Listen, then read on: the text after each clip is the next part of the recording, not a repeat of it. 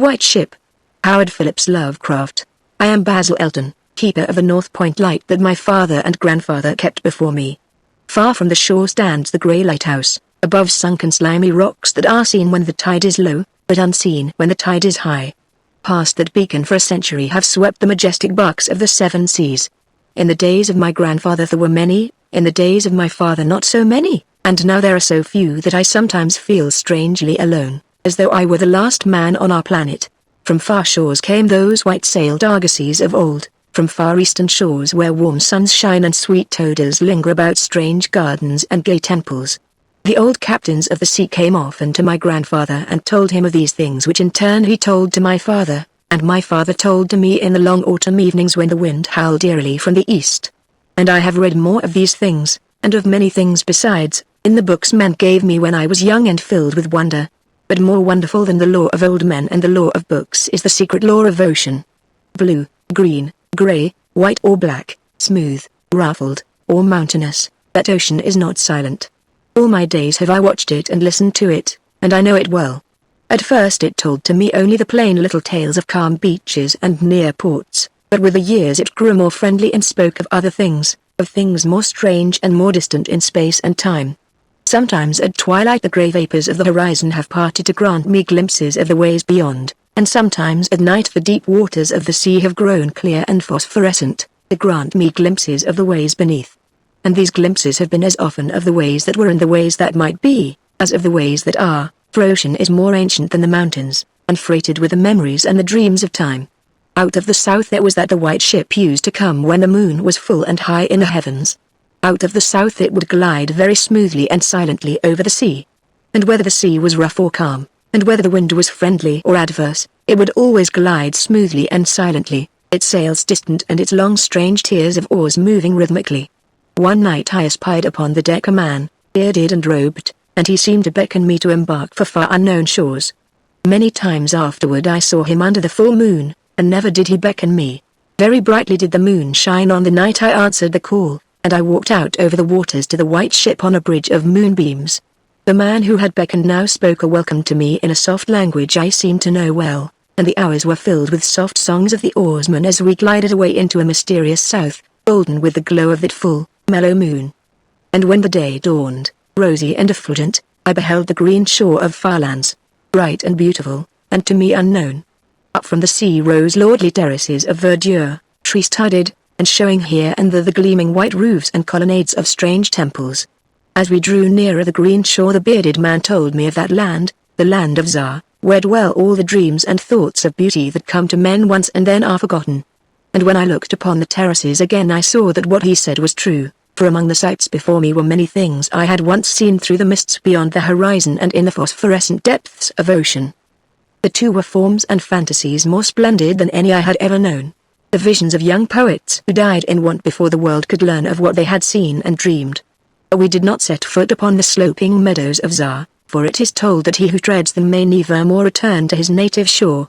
As the White Ship sailed silently away from the temple terraces of Zar, we beheld on the distant horizon ahead the spires of a mighty city, and the bearded man said to me, "This is Thalarion, the city of 1,000 wonders, wherein reside all those mysteries that man has striven in vain to fathom." And I looked again, at closer range, and saw that the city was greater than any city I had known or dreamed of before. Into the sky the spires of its temples reached, so that no man might behold their peaks, and far back beyond the horizon stretched the grim, grey walls, over which one might spy only a few roofs, weird and ominous, yet adorned with rich friezes and alluring sculptures.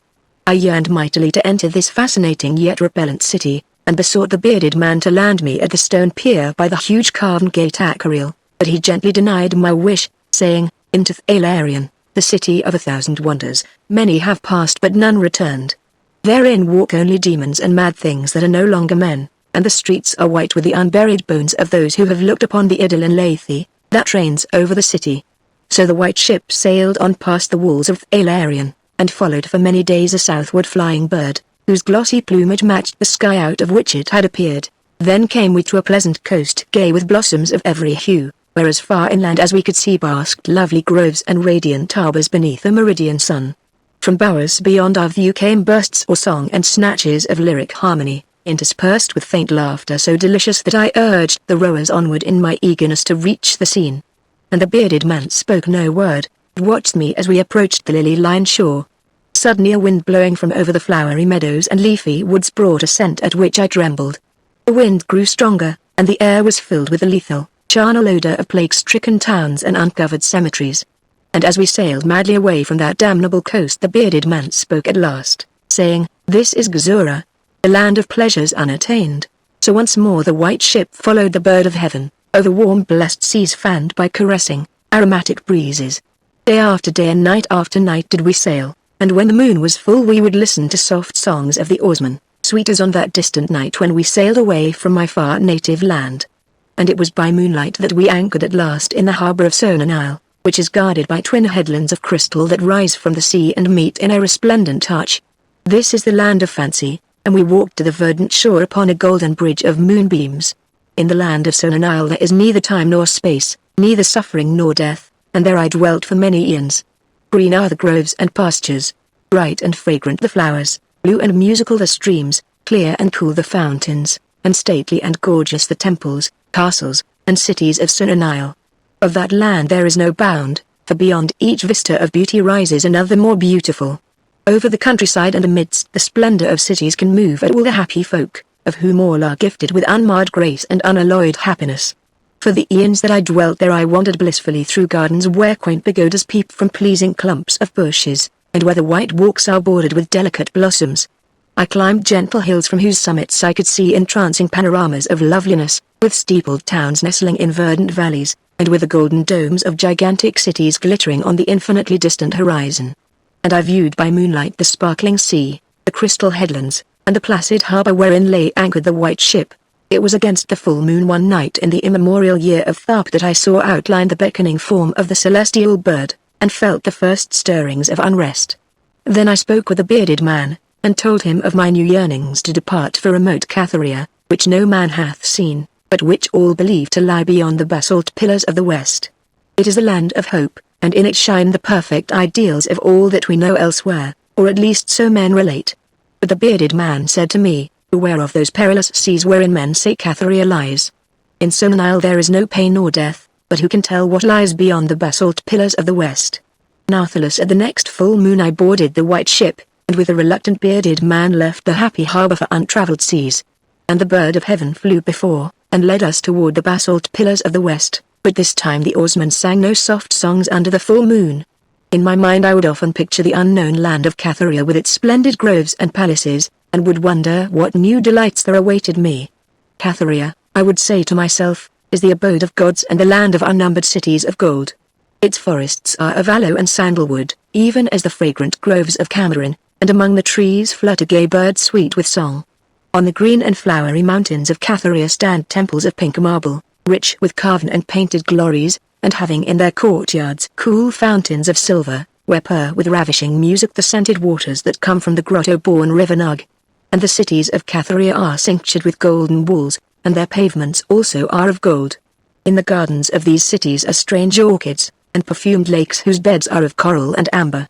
At night the streets and the gardens are lit with gay lanthorns fashioned from the three-colored shell of the tortoise, and here resound the soft notes of the singer and the lutanist. And the houses of the cities of Catharia are all palaces, each built over a fragrant canal bearing the waters of the sacred Nug.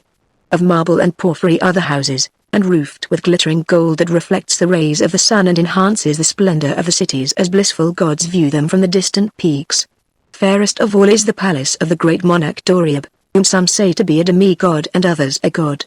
High is the palace of Doriab, and many are the turrets of marble upon its walls.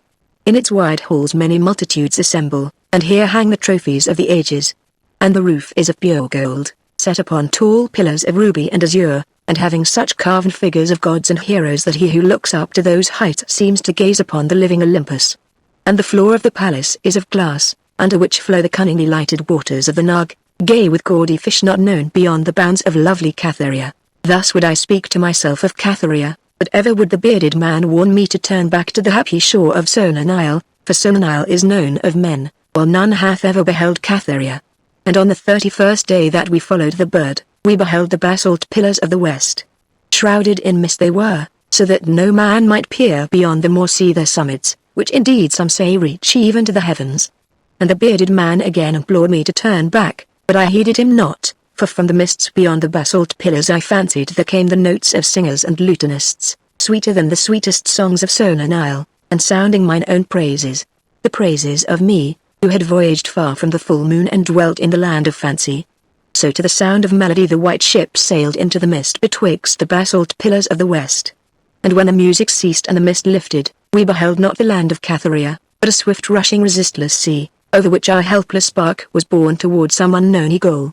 Soon to our ears came the distant thunder of falling waters, and to our eyes appeared on the far horizon ahead the titanic spray of a monstrous cataract, wherein the oceans of the world dropped down to abysmal nothingness.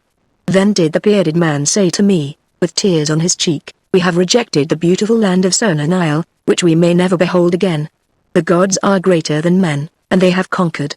And I closed my eyes before the crash that I knew would come, shutting out the sight of the celestial bird which flapped its mocking blue wings over the brink of the torrent. Out of that crash came darkness, and I heard the shrieking of men and of things which were not men. From the east tempestuous winds arose, and chilled me as I crouched on the slab of damp stone which had risen beneath my feet. Then as I heard another crash I opened my eyes and beheld myself upon the platform of that lighthouse whence I had sailed so many eons ago. In the darkness below there loomed the vast blurred outlines of a vessel breaking up on the cruel rocks, and as I glanced out over the waste I saw that the light had failed for the first time since my grandfather had assumed its care.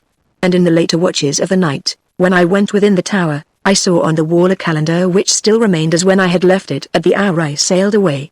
With the dawn I descended the tower and looked for wreckage upon the rocks, but what I found was only this, a strange dead bird whose hue was as of the azure sky, and a single shattered spar, of a whiteness greater than that of the wave tips or of the mountain snow.